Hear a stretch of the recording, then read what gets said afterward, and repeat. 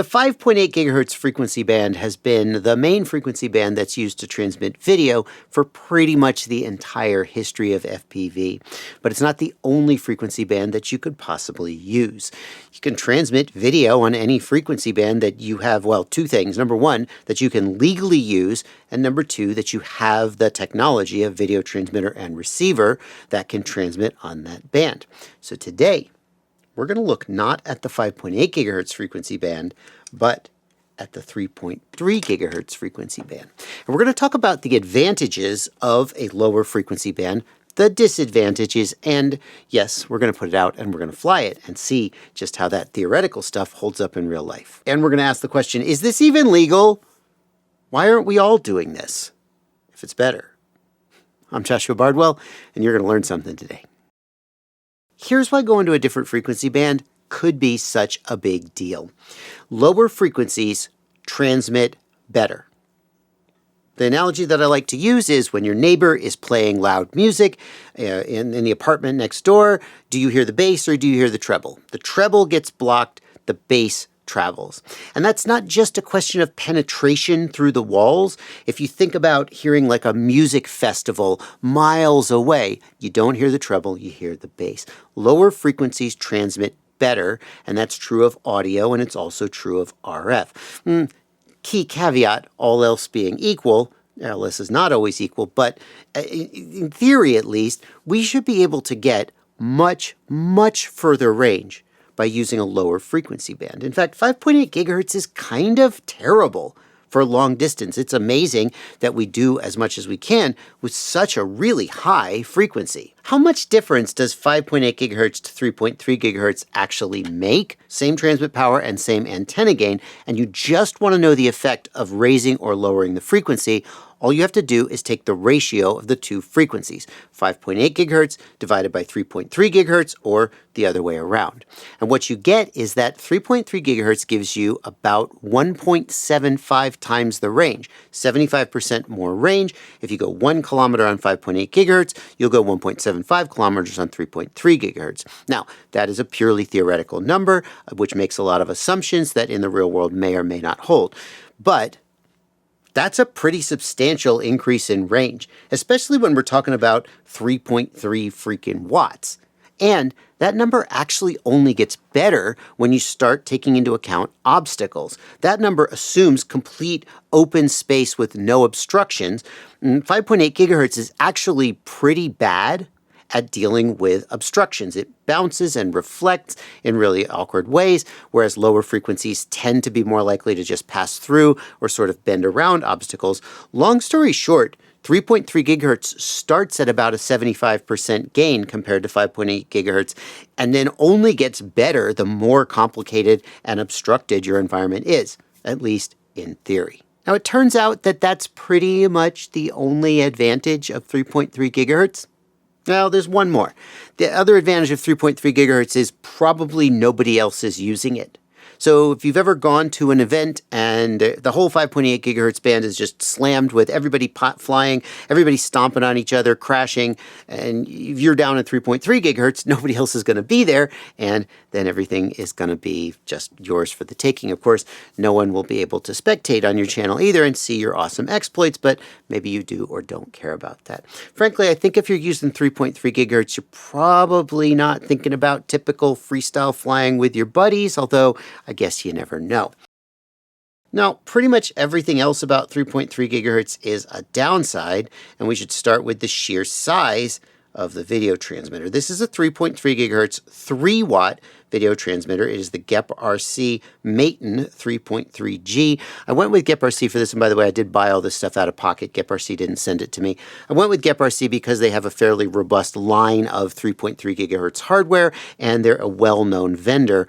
It's kind of hard to find 3.3 gigahertz video transmitters, and especially video receivers, unless you just go to like AliExpress and buy some no-name piece of hardware that could perhaps have not the best quality. GEP-RC is at least a known brand. It's fairly big. Now, I will say, if we go down to a 2-watt video transmitter, it gets smaller. It's more comparable to the size of a typical 5.8 gigahertz video transmitter, but I figured as long as I was going to do this video, I would do it all the way and went with the 3.3G, and this is pretty much the only drone that I could get, that I have, at least, that I could get this to fit on. This is the GHz Moz 27, and it is a wide body, very roomy 7-inch, 7.5-inch long-range frame. And you can see I just barely fit it, but like I had a 10-inch build, and it simply wouldn't fit between the standoffs. So like you need some extra room, especially if you go with the higher powered versions of these video transmitters. The other thing that's larger, and this may be more significant, is the antenna. Yeah, she a thick boy. Let's compare that antenna to a couple of 5.8 gigahertz antennas that I had just kind of laying around the room. And you can see it is significantly bigger. Now, you can see from the variety of sizes of the 5.8 gigahertz antennas, there probably would be ways that we could get the size of this 3.3 gigahertz antenna down somewhat, usually at the cost of performance. But there's just a physical fact that the size of an antenna relates to the wavelength of the frequency that it is tuned to, and therefore 3.3 gigahertz being a lower frequency, it is going to involve larger antennas. Does this matter for you? Well, if I was building a little racing drone, yeah, it would matter. This is much too large of an antenna to go on a little racing drone. On the other hand, on a 7-inch or a 10-inch longer range drone, maybe it doesn't matter so much. Here's the question that many of you are asking. Is any of this freaking legal? And obviously, it's at least somewhat legal, or I wouldn't be showing it to you on my channel. 3,300 to 3,500 megahertz used to be legal for ham operators to use. You have your ham license, right? Of course you do. You're supposed to have a ham license, at least in the USA, even if you are using 5.8 gigahertz. But I know that you may not. Many people don't. Suffice to say, if you have a ham license, you used to be able to use 3,300 to 3,500 megahertz, but some of that frequency has been auctioned off and is being used for 5G cellular stuff. And the state of play at the time that I'm making this video is that 3,300 to 3,450 megahertz is open for ham operators to use with a caveat. But let's take a look at the frequencies that this video transmitter supports and see how they fit into that. Here is the VTX table for this video transmitter from GHz, and we can see all of the frequencies that it can support. And you can see here, frequency band A, that's right the frick on out, 3,000 to 3,300 megahertz. All of that is illegal to use in the USA. Band B, not much better. Band C, not much better. Band D, aha, okay, starts at 3,320 megahertz. That's pretty good. An NTSC video channel is about 6 megahertz wide nominally. So we're at 20 megahertz. That's giving us plenty of separation from the edge of the band.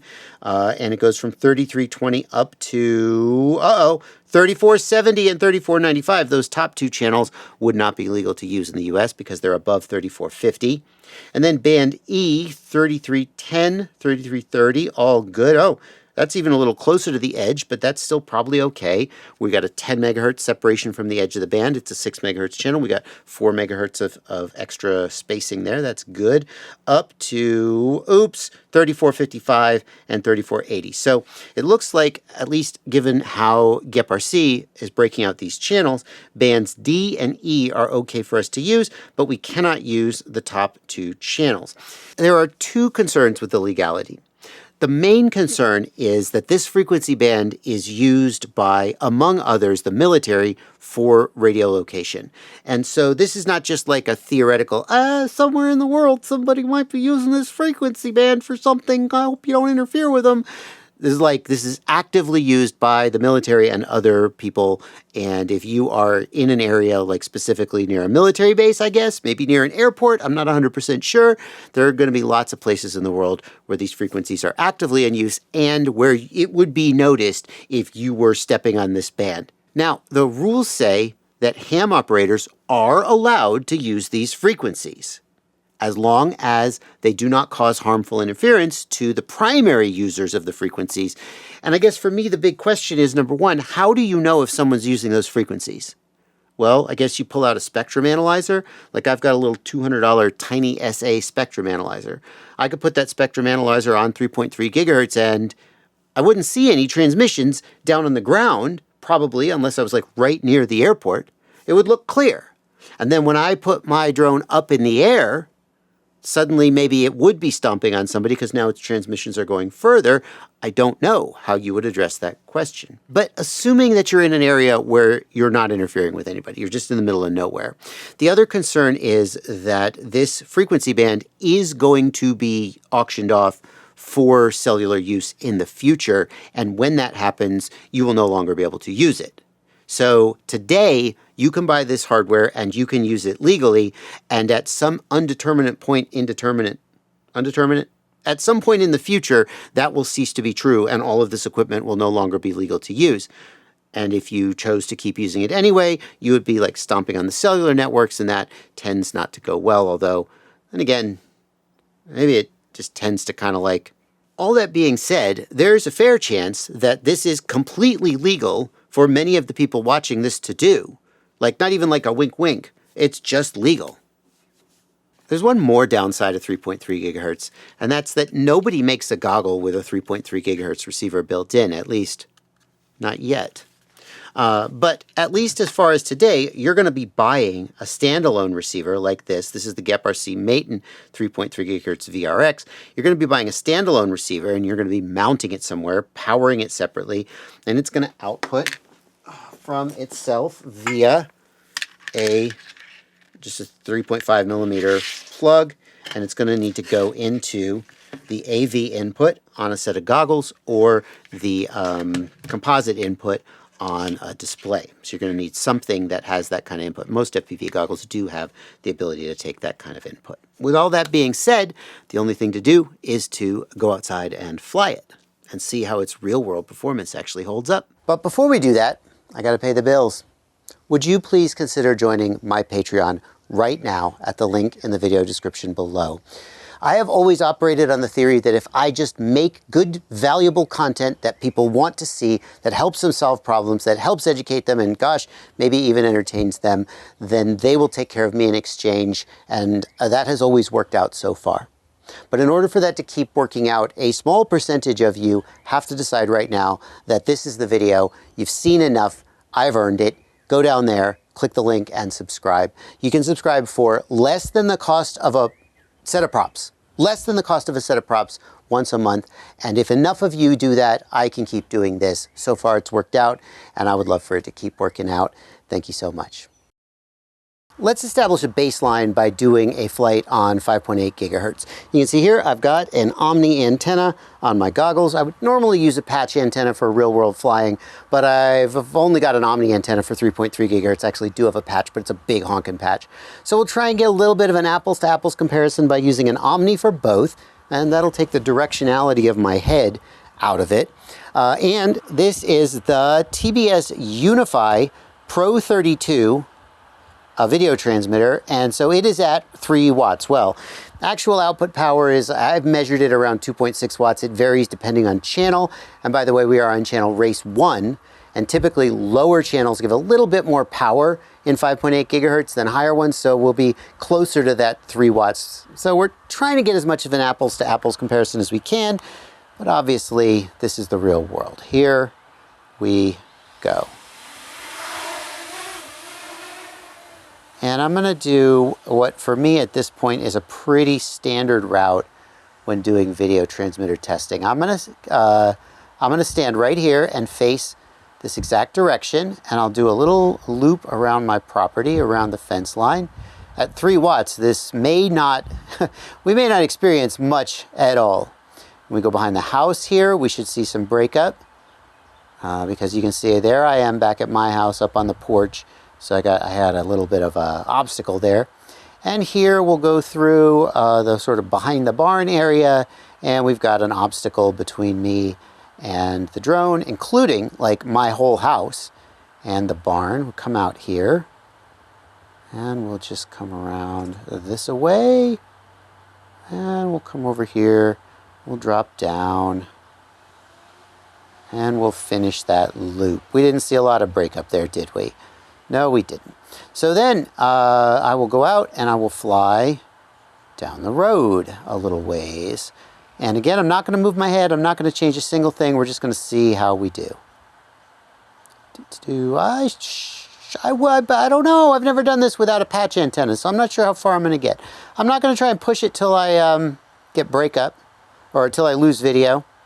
I am getting some breakup here. The closer I am to the ground, I should see the more breakup I should get. And we'll climb out and we'll see some differences there. And maybe we'll see a difference with 3.3 gigahertz. There's a lot of terrain between me and the drone at this point, just because I'm so close to the ground. I'm going to creep it forward and see what happens. Yeah. Okay. So, you know, that's what we're getting. A little further? Okay, there we go. That was the first time I saw enough breakup that I would not have felt wonderful continuing flying. It was just about a fraction of a second, but it was a solid fraction of a second of breakup. And I was like, if I was flying, that would give me some pause if I was doing anything like proximity. Now let's do the same thing with 3.3 gigahertz. And you can see I've tried to get this antenna in roughly the same spot that this antenna was on my head, roughly the same height. We're going AV input into the HD0 goggles. I do see that like the colors in the image are different. I'm going to chalk that up to the camera more than the VTX. These are different models of camera. Yeah, no, same breakup. Same little flashes. Nothing new there. Well, I guess that hope is dead. That it would somehow be like super clear and stable. Oh yeah, getting a lot of shimmering here. Okay. Fair enough. Yeah, a lot of weirdness. I don't know what's going on. We'll keep going. We'll go behind the house.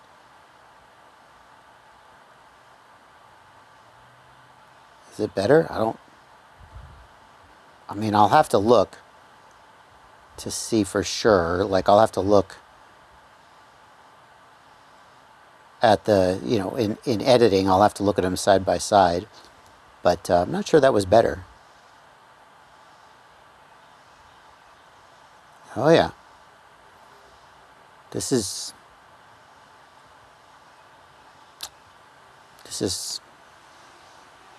not, I wouldn't. I don't know what to tell you. That's weird. Anyway, okay, let's try going over here.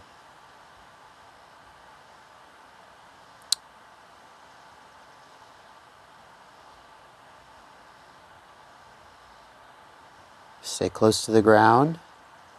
It's when you crest this little hill that things get shitty. I mean, I feel like the image was more stable on the 5.8 gigahertz system. Just in terms of like the color shifting and so forth that I'm seeing. No static though. It does feel better through here in terms of there was the first like beginnings of breakup. There we go. Oh, no, yeah. Okay. I think it's a little better. Let's see what happens when we climb out.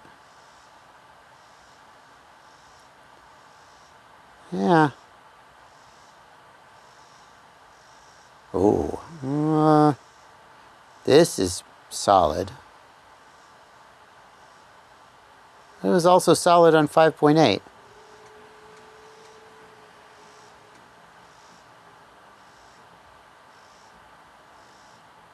Oh, no, it's breaking up. It's just breaking up. It's just doing its thing. If anything, it's worse. I dare say, if anything, it's worse. Doesn't matter if I turn my head. Like, I just turned my head a little bit because it was breaking up enough that I was kind of like, ugh, I don't know if I like this. Like, it's not, I expected much more. Yeah, I'm gonna bring this home. This is disappointing. If 3.3 gigahertz is supposed to give us 1.7 times the range of 5.8 gigahertz due to the physics, and the physics cannot be denied, then why are we getting such underwhelming results? And I have to say, I think the answer is the hardware. Either the video transmitter or, more likely, I think, the video receiver are just doing a bad job. Think about what video receivers looked like 10 years ago, if you were around 10 years ago. They looked a lot like this. They were not very sensitive, they were not very stable, and they just weren't very good. And they got a lot better. Manufacturers learned how to build a 5.8 gigahertz video receiver that pulled in a stable image, rock solid, the most sensitive they could to get the strongest image, and we have much, like, it's easy to forget just how freaking good they've gotten.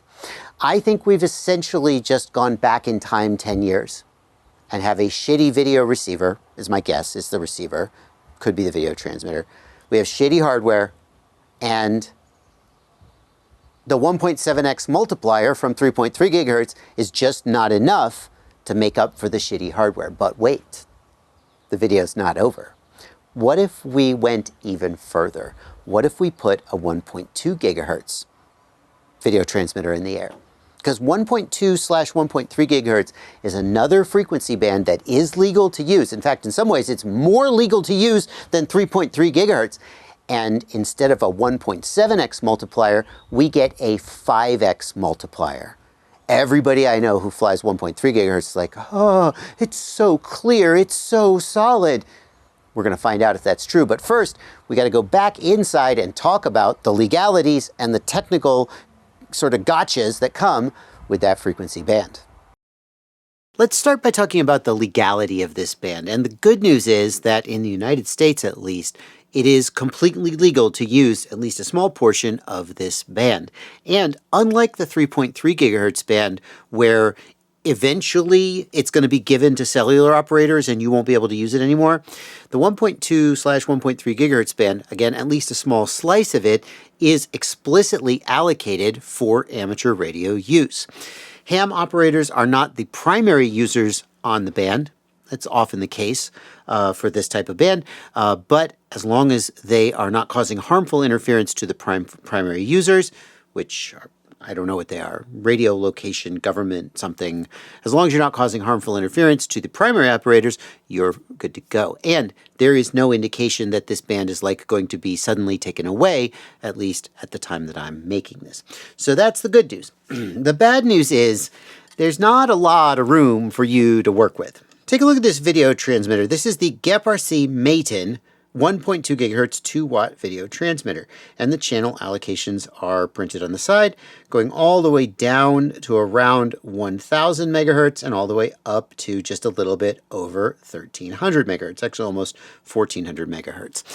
But none of that, almost none of that is legal for you to use. In the United States, this band is referred to as the 23 centimeter band, and it goes from 1240 to 1300 megahertz, just about a 60 megahertz swath. And if you split that right down the middle with the standard channel allocations that have been defined over the years, there is basically one channel that you can use right at 1280 megahertz. There are technically two other channels within the 1240 to 1300 megahertz band, but they are so close to the edge of the band that you're likely to spill out over the band, especially at higher output powers, and it's generally not recommended to use them. So basically we get one channel in the United States, but we do get one channel, and it's just ours to use. They're not going to give it to the cell companies. If you're in Europe, you're out of luck. You simply cannot use this band for various reasons. There's multiple reasons why you can't use this band. There's multiple different prohibitions. And basically, the kicker for all of them is that this band is right on top of the frequency used by Europe's global navigation system, Europe's version of GPS, I think it's called Galileo. It's right on top of this band, and you would be just crapping all over everybody's GPS if you were to do it. You simply cannot. So, yay, America. In the United States, we are still really, really close to the frequencies used by GPS, and it is very common for GPS units on drones with 1.2 gigahertz video transmitters to simply not work. It is a Herculean effort to get a GPS to work on a drone with a 1.2 gigahertz video transmitter. And that's about all I'm going to say about that. I don't unfortunately or fortunately, don't have a GPS on this drone, so I can't test that for myself. But everything I've read says that you basically, I mean, obviously, we're thinking long range here because this is low frequency, long range stuff. Yeah, you could put this on a freestyle bird and maybe it would do really good at penetration in bandos. We could test that. But if you're trying to do long range stuff, you want GPS, and you're going to have to jump through a lot of hoops, and even then, you're going to struggle to get it to lock sats and avoid interference. Here's the receiver that we're working with, and you can see that it goes all the way down to 900 megahertz. And that opens up the door to another technical problem, which is that the receivers are very, very susceptible to interference from 900 megahertz transmission modules. So if I have ExpressLRS 900 megahertz or Crossfire, my transmitter is going to interfere with this receiver, even though 900 megahertz is relatively far from 1.2 gigahertz. This specific receiver is supposed to be one of the best out there, and that kind of surprises me because, like, Ready Made RC, yeah, they've been around forever. They're a store that sells FPV stuff, but, like, why would they have the best 1.3 gigahertz video receiver on the market? I don't know, but they say that they've made improvements to the performance of this receiver, including internal filtering to filter out 900 megahertz control signals, although if your video was on 910 megahertz, I don't know how you could do that. Anyway, and more importantly, people that I've talked to who do a lot of long-range stuff, use your imagination, say that this is one of the best 1.3 gigahertz video receivers that you can get. I do want to acknowledge that you can find 1.2 gigahertz video receivers that are in like a Fat Shark module form factor that are designed to go in your goggles. And that sure is tempting because that, gosh, I would want this on a tripod, right? But everybody I've talked to says that the performance of those modules is very poor and that this is really the one you want. Go figure. I guess I'll put an affiliate link in the video description below so you can buy it. Obviously, I guess I'll test it first, but if you were going to be using a 900 megahertz control link, you want to buy one of these 1.2 gigahertz VTX filters, and you install it on the antenna of your video receiver, and it filters out the 900 megahertz control signals, or at least improves things. That's basically mandatory to avoid noise in the video. You'll see the noise in the video, so you'll know whether it's working. Let's see if 1.2 gigahertz is more impressive than 3.3 gigahertz. Forget the RSSI low. Oh God, no. That's horrible. I don't know what's going on there.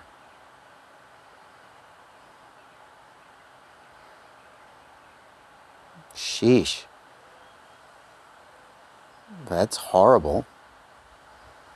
Come back. Well, boy. I don't know what to do.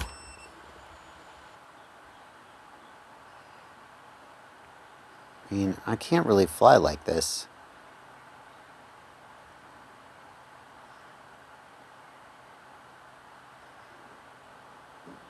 It does not like being close to the ground. Let's try getting higher and see if, like, maybe what we're... I don't know what's going on. This is wild.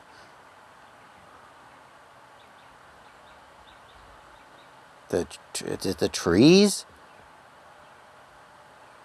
Like here I have pretty much clear line of sight. As soon as I go over here, it just gets awful.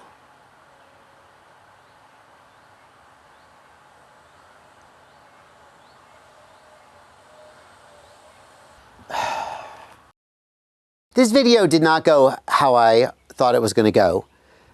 I know for a fact that 1.2 gigahertz is spectacular for long range. I've seen people use it. I've seen DVR of people using it. I know for a fact that the physics says we should get more range out of lower frequencies. I cannot explain why I didn't get those results. I mean, I could come up with some mealy-mouthed explanation.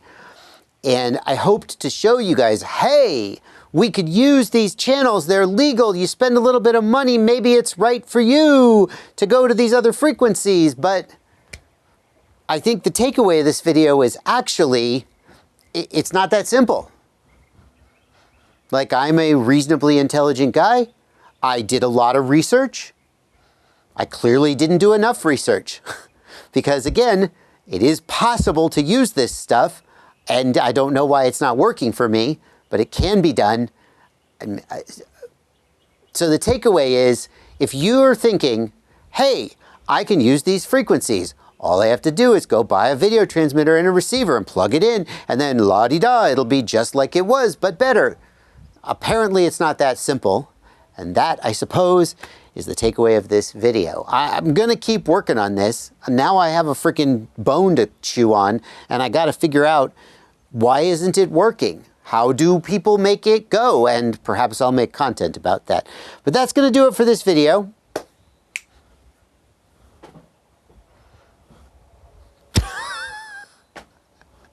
That's welcome to life. Doesn't always go how you plan it to, I guess. See you in the next one.